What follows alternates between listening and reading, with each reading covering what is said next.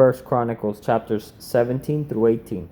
His son Jehoshaphat became king in his place and strengthened himself against Israel. He stationed troops in every fortified city of Judah and set garrisons in the land of Judah and in the cities of Ephraim that his father Asa had captured.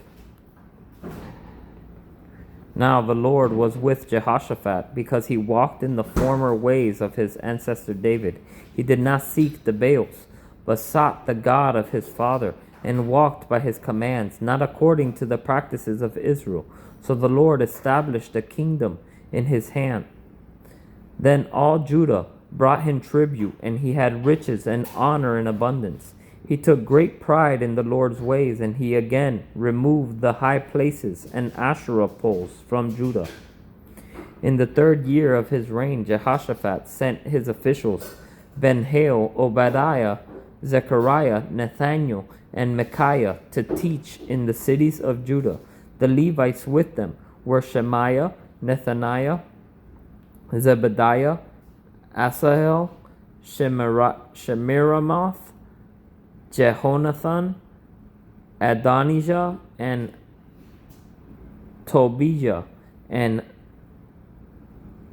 Tobadonijah. The priests, Elishama and Jehoram, were with these Levites. They taught throughout Judah, having the book of the Lord's instruction with them. They went throughout the towns of Judah and taught the people. The terror of the Lord was on all the kingdoms of the lands that surrounded Judah, so they didn't fight against Jehoshaphat. Some of the Philistines also brought gifts and silver as tribute to Jehoshaphat, and the Arabs brought him flocks, 7,700 rams and 7,700 male goats. Jehoshaphat grew stronger and stronger. He built fortresses and stored cities in Judah, and carried out great works in the towns of Judah. He had fighting men, valiant warriors in Jerusalem. These are their numbers, according to their ancestral families. For Judah, the commanders of thousands, Adnah, the commander, and 300,000 valiant warriors with him. Next to him, Jehohanan, the commander, and 280,000 with him.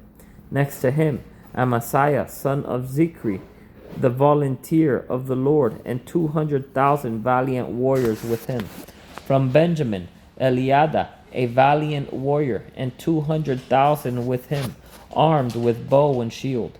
Next to him, Jehozabad, and 180,000 with him, equipped for war.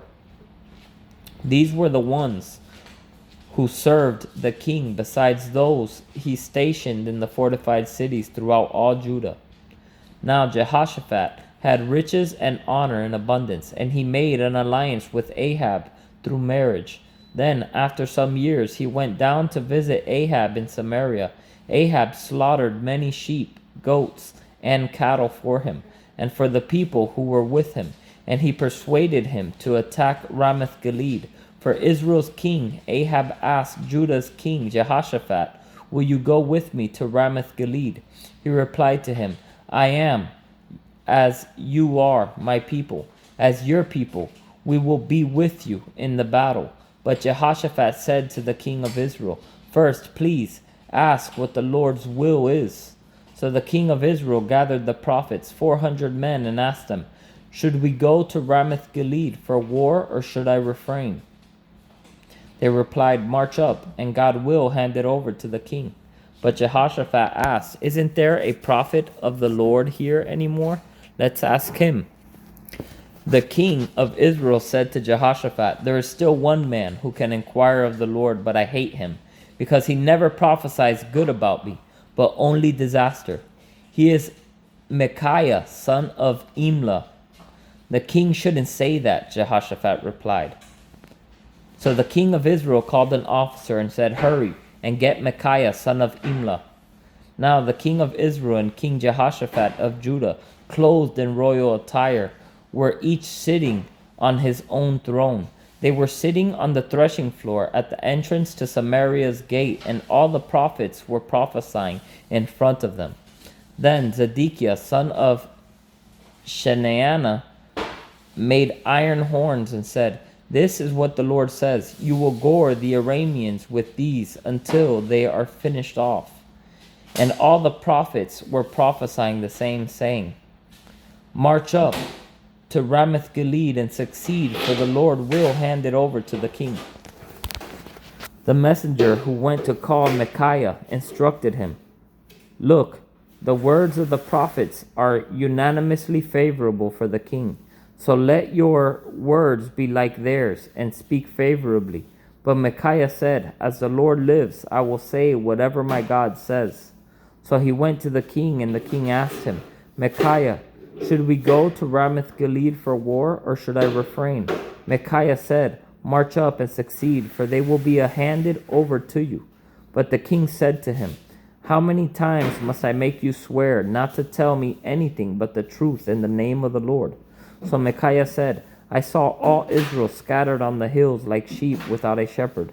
And the Lord said, They have no master. Let each return home in peace. So the king of Israel said to Jehoshaphat, Didn't I tell you he never prophesies good about me, but only disaster? Then Micaiah said, Therefore hear the word of the Lord. I saw the Lord sitting on his throne, and the whole heavenly army was standing at his right hand and at his left hand. And the Lord said, Who will entice King Ahab of Israel to march up and fall at Ramoth Gilead? So one was saying this, and another was saying that. Then a spirit came forward, stood before the Lord, and said, I will entice him. The Lord asked him, How? So he said, I will go and become a lying spirit in the mouth of all his prophets. Then he said, You will entice him and also prevail. Go and do that. Now, you see, the Lord has put a lying spirit into the mouth of these prophets of yours, and the Lord has pronounced disaster against you. Then Zedekiah, son of Shanaanah, came up, hit Micaiah on the cheek, and demanded, Which way did the Spirit from the Lord leave me to speak to you? Micaiah replied, You will soon see when you go to hide in an inner chamber on that day.